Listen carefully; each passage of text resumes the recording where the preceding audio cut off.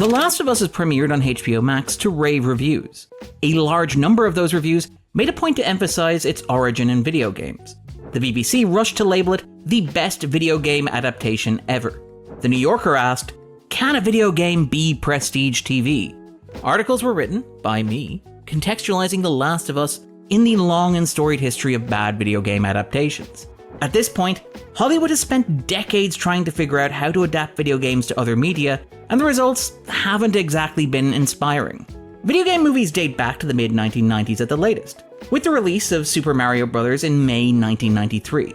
A slew of releases followed, from Double Dragon, to Street Fighter, to Mortal Kombat Annihilation, to Wing Commander, to Lara Croft Tomb Raider, to Resident Evil, to Lara Croft Tomb Raider The Cradle of Life, to House of the Dead, to Alone in the Dark, to Doom, to Blood Rain, to Silent Hill, to DOA, Dead or Alive, to Resident Evil Extinction, to Postal, to Hitman, to In the Name of the King, A Dungeon Siege Tale, to Far Cry, to Max Payne, to Street Fighter, The Legend of Chun-Li, to Tekken, to Prince of Persia, The Sands of Time, to Resident Evil Afterlife, to Resident Evil Retribution, to Silent Hill Revelation, to Need for Speed, to Hitman Agent 47, to Warcraft, to Assassin's Creed, to Resident Evil The Final Chapter, to Tomb Raider, to Rampage, to Dead Trigger.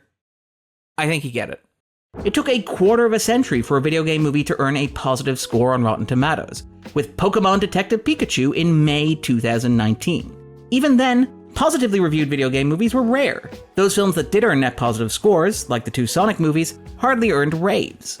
It's worth pausing to acknowledge why video games didn't always translate well to the cinema screen. Many of the early adaptations, like Super Mario Bros. Or Street Fighter, were platformers and beat-em-ups. They weren't video games especially renowned for their deep character work or complicated plot mechanics. They were extremely visceral experiences. It is impossible to emulate the thrill of jabbing the controller and smashing the buttons while playing Double Dragon. As with any active adaptation, it's important to understand that different mediums come with different attributes, and that translating directly from one to another without understanding the unique attributes of either is a recipe for disaster. The most successful of these early video game adaptations, like Paul W.S. Anderson's Mortal Kombat, worked because they understood that these were films rather than video games, and so drew from movies that had perhaps inspired the video games themselves, like Enter the Dragon. This carries through to the present day. If you look at well-reviewed video game movies, like for example Pokémon Detective Pikachu or Sonic the Hedgehog, those aren't really video game adaptations, at least in terms of plot. Instead, they're more homages to existing films. For example, Sonic the Hedgehog is very transparently a reskinning of the movie Hop. I mean, it's such a classic, they even kept James Marsden. Pokémon Detective Pikachu is basically a hybrid of Chinatown and Get Out, but with Pokémon IP on top of it. Forget it, Jake, it's Chinatown. Many of the best video game movies have not been direct adaptations of existing works like Lara Croft Tomb Raider or Hitman. Instead, they've been movies that are less interested in the specific trappings of a given game and more interested in dramatizing the underlying dynamics. Edge of Tomorrow, or Live, Die, Repeat, or All You Need Is Kill, comes to mind as an example of a video game-inflected movie that has nothing to do with video games, in that it is an action movie that is built around the premise of save scumming, where a player moves through a level by incrementally progressing a saved game. Or the Wreck-It Ralph and Jumanji movies, which are based around fictional video games and so don't have to worry about lore. Still, even allowing for all of this, film has always been a challenging medium for video game adaptation. Video games are an art form that are built around the audience's agency and participation in shaping the narrative, while films render the viewer as a passive observer. Even beyond that, as video games become more complex and elaborate, they grew in stature and scale. As they became both more plot-driven and more open-world, they grew larger and crucially longer. Immersion is key to many successful and high-profile video game properties. The idea of the player literally throwing themselves into a fictional world. Sometimes that literally means a map that the player can explore on their own time and on their own terms, forging a complicated series of relationships and developing a variety of long-term setups and payoffs. Even in more conventional and linear video games, it means progression through a variety of worlds and settings, environments, and dynamics. Modern AAA games take a long time to play. It's hard to get exact statistics because playtime and the definition of complete vary from player to player. However, it takes an average player 44.5 hours to complete the story in Assassin's Creed Odyssey, 50 hours to complete the story in Red Dead Redemption 2, 51 hours to complete the story in The Witcher 3, and so on. Sure, a lot of that might be wandering, walking, and fetch questing that can be cut from a less interactive adaptation, but it's still a lot of time to spend in that world. To be fair, there are some critics who would argue that these modern games are too long. Former PlayStation executive Sean Layden has argued that the cost of development on these titles has spun out of control. Even then, Layden's argument for, quote, tighter, more compelling content, unquote, still extends to between 12 and 15 hours. That is several magnitudes longer than the average feature film, even allowing for the indulgence of films like Zack Snyder's Justice League or Babylon.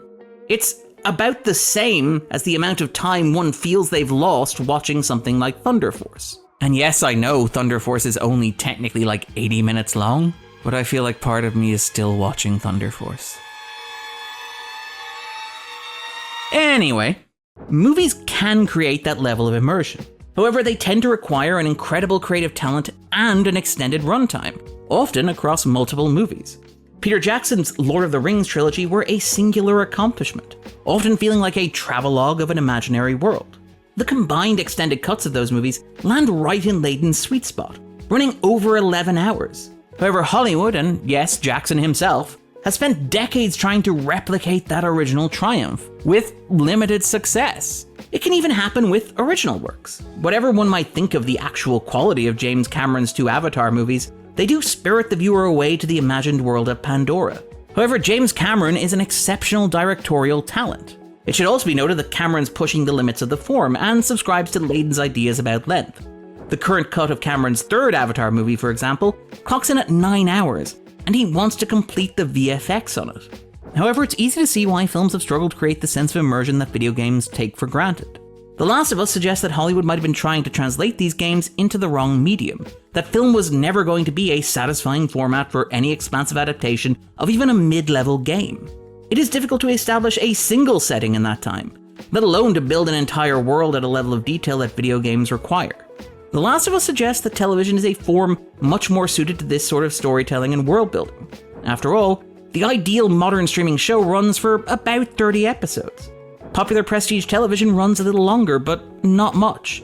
The Sopranos had 86 episodes, Game of Thrones 73 episodes, The Wire 60 episodes.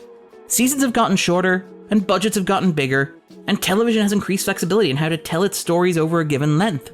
The emergence of streaming and prestige television made it possible for shows to end on their own terms, rather than running until the ratings drop low enough to make cancellation economically appealing.